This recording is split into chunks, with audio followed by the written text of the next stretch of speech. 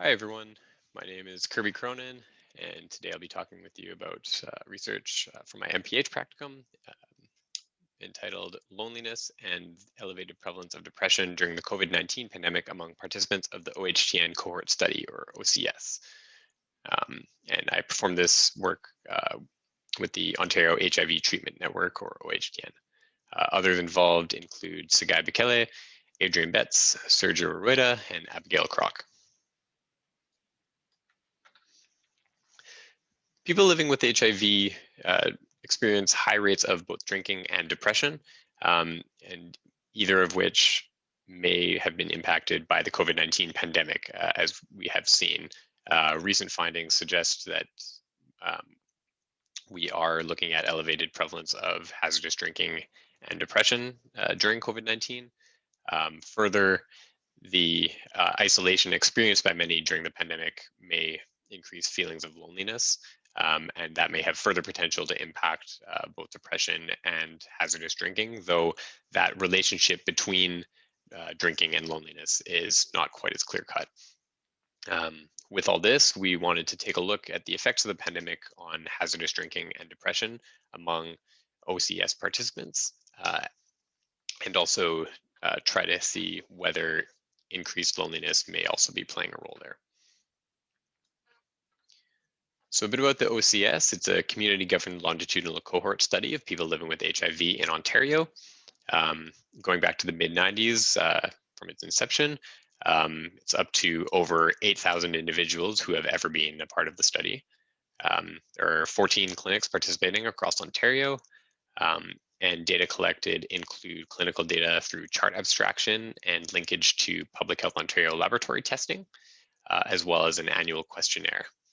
And the present analysis includes 640 such questionnaires collected from May through September of last year. And then I've just presented some sample characteristics from those 640 on the right-hand side. So getting into methods, we compared pandemic and pre-pandemic prevalence estimates for hazardous drinking and depression, respectively. The pre-pandemic measurements were based on each participant's most recent response collected from 2017 to 2019. We then identified relationships between hazardous drinking or depression with different sociodemographic or health characteristics of participants.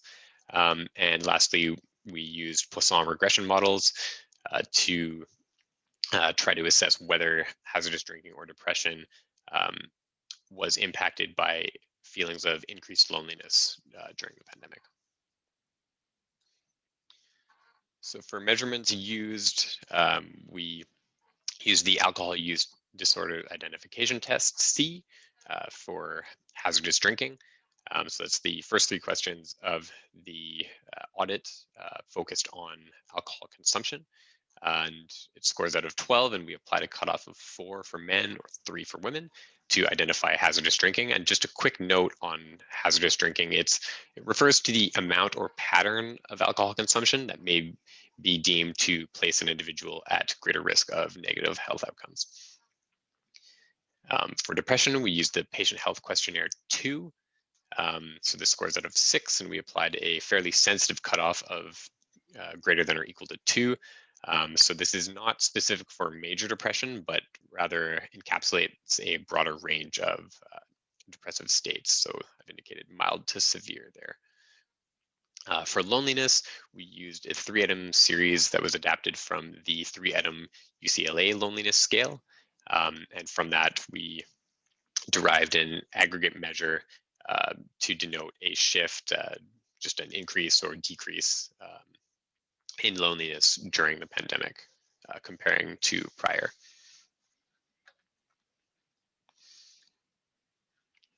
Okay, so looking at the prevalence of hazardous drinking, we actually don't see much change comparing pandemic to pre-pandemic, fairly stable.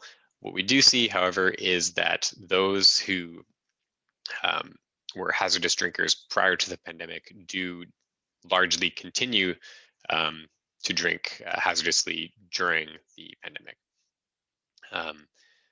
Similar, and we also see that those who identify as lesbian, gay, bisexual, or queer are overrepresented in um, hazardous drinking prevalence during the pandemic compared to their non-LGBTQ counterparts. For depression, we similarly see that it's fairly stable comparing pandemic to pre-pandemic prevalence. And again, similar to hazardous drinking, we do see that those who were depressed prior to the pandemic do continue to be largely represented during the pandemic, looking at depression prevalence. Other characteristics that were found to be associated with greater prevalence of depression include younger age, living alone, and though I've not shown it on this slide, also lower physical health related quality of life and lower socioeconomic status. Okay, what about loneliness? So we actually found that just about 50% of participants were feeling increased loneliness during the pandemic when they reported in comparison to prior to the pandemic. And we did find that hazardous drinking and depression were both significantly associated with this increased loneliness. So I've just provided those crude prevalence ratios at the bottom there. But what you will notice is that for hazardous drinking, the confidence interval does get very close to 1. So we are only looking at borderline statistical significance there. Following from that, after adjustment for pre-pandemic hazardous drinking, that relationship between increased loneliness and hazardous drinking during the pandemic does seem to drop off, with the adjusted prevalence ratio right around 1 there, and the confidence interval now crossing 1. So what we did notice, though, was that the relationship between increased loneliness and depression during the pandemic, even after adjustment for pre-pandemic depression and other covariates, was still significant and just under 2. In conclusion, therefore, we did not observe much difference overall comparing hazardous drinking or depression during the pandemic to pre-pandemic estimates. What we did notice was largely that those who previously experienced depression prior to the pandemic, or those who drank hazardously prior to the pandemic, continued to do so, with those being the strongest predictors of pandemic depression or hazardous drinking, respectively. What these results do not tell us, however, is that whether individual situations may have worsened during the pandemic. So those who were depressed or hazardous drinking prior to the pandemic, we do not know whether they are now more depressed or drinking more heavily. So further work will be needed to tease out those details.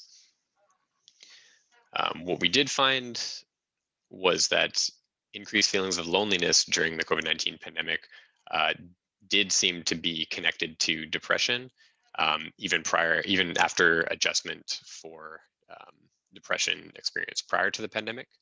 And we saw, nearly a 2-fold greater prevalence compared to those who were not feeling increased loneliness.